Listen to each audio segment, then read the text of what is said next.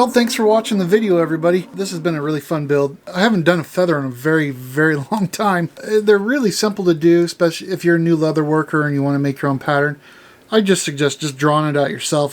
They're really not even hard. You can keep them perfect, or where the feathers are actually split. The one tool I would suggest that you do buy if you don't already have is a hair blade. And that way you can get, maybe I can get this in focus for you, all these little grooves that you see in there that look like individual hairs. Pretty easy, just kind of the loop is sewn onto the back there. The lacing, I did that mostly just for aesthetics. I wasn't planning on doing the lacing, and then at the very last second I was like, I'm going to do some lacing. But this knife will be for sale. Let me show you the knife at cascadiacutlery.com.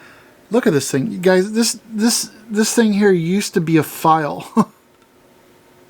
Look at that.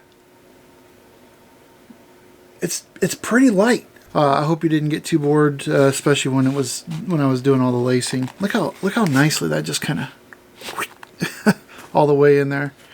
That's not going to come out when it's on your hip either. Anyway, thanks for watching, guys. Like, subscribe, and hit the little bell icon for me. I'd really appreciate it. Thanks.